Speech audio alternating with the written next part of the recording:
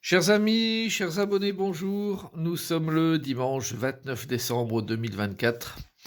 Donc dernier tirage pour cette année, pour vous guider et pour effectuer au mieux, je dirais, le passage vers 2025.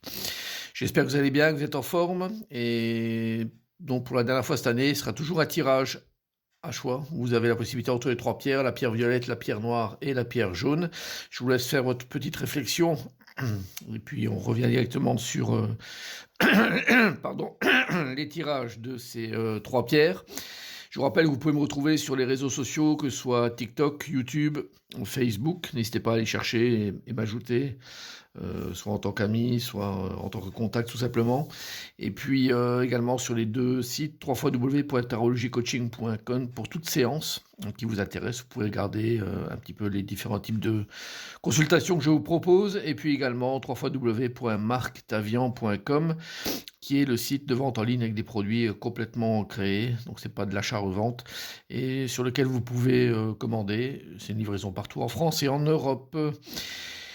Alors on va démarrer ce tirage de la semaine avec le signe à l'honneur, le signe à l'honneur qui est le bélier.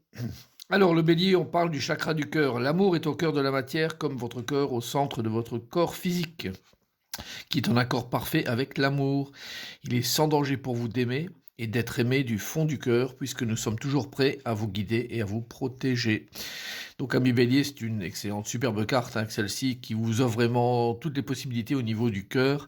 Donc n'hésitez pas à exprimer vos sentiments cette semaine, peut-être le passage vers la nouvelle année, qui sera quelque chose de très intéressant pour vous au niveau du chakra du cœur, et de vous peut-être faire rencontrer quelqu'un au travers de cet événement de fin d'année. En tout cas, ne vous bloquez pas, ne vous freinez pas, laissez uniquement votre cœur fonctionner, et puis ça sera ce qu'il y a de mieux à faire, je dirais, pour votre semaine en tout cas. Voilà, on démarre avec la pierre violette. Vous qui avez pris la pierre violette, on voit ce que ça donne. Alors, il y a le soleil inversé, la carte de l'envie, la tentation, la pénitence et l'as d'épée. Bon, bah écoutez, c'est un tirage qui est très orienté pour vous qui avez pris cette pierre. Le soleil inversé marque définitivement le côté rupture ou cessation, je dirais, de communication très très marqué. Donc c'est une semaine qui est placée sous ce regard-là, un regard, je dirais, plutôt négatif, il faut être clair avec cette carte du soleil. Mais ce qui est plus négatif, c'est pas tellement ça en fait, c'est l'idée que vous collez soit en pénitence, ou soit que voilà, vous avez envie de revenir, vous avez envie peut-être de reprendre contact, vous avez peut-être envie de renouer des liens, alors que finalement, est-ce que ça vaut vraiment le coup?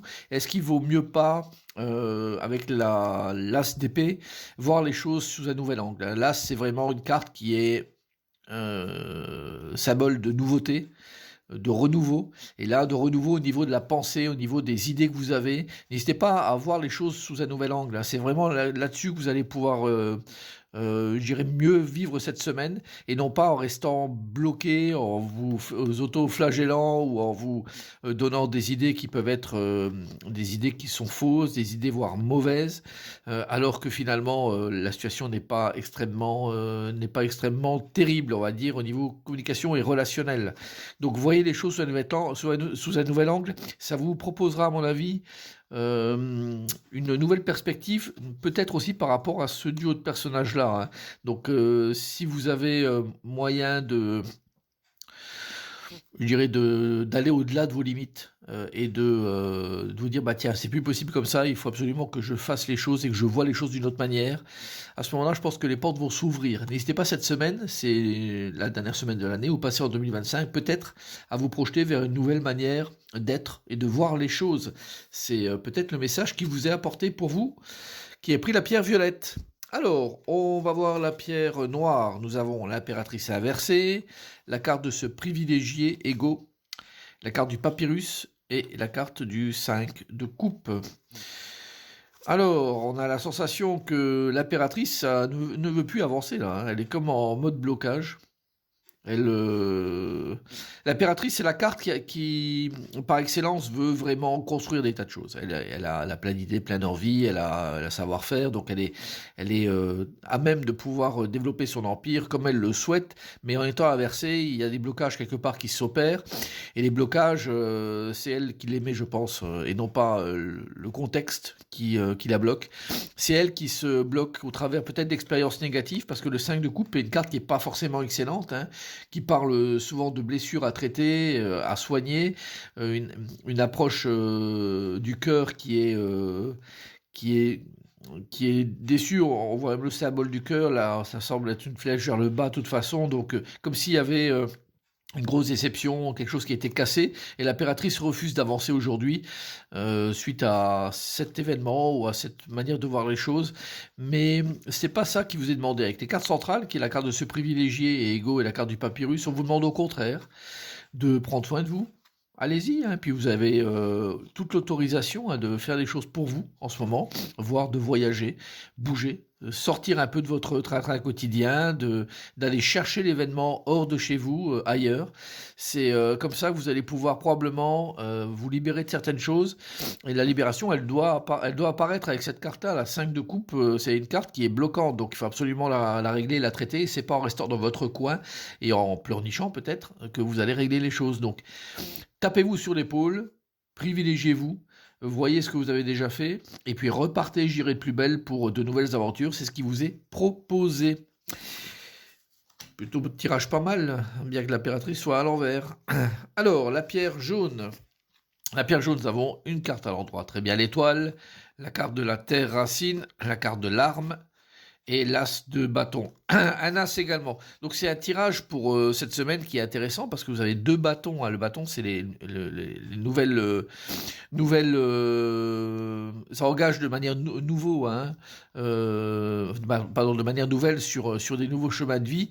Et là, c'est toujours intéressant pour entamer d'autres choses, pour ne pas rester, je dirais, dans ce qu'on a déjà vécu. Hein, ça se termine par le 10 d'avant, et donc on passe sur l'As.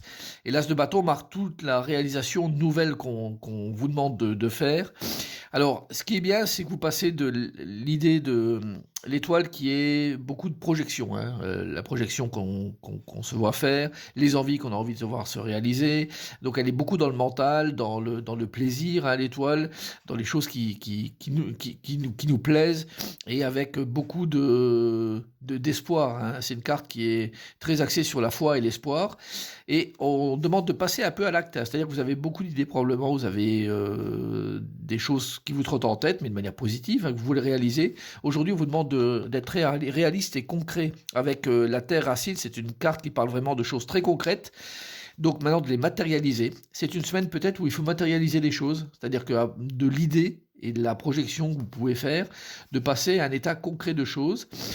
Et l'arme, qui en principe peut être une carte plutôt délicate, elle est rouge, mais là, elle est pour marquer le côté très incisif d'une décision.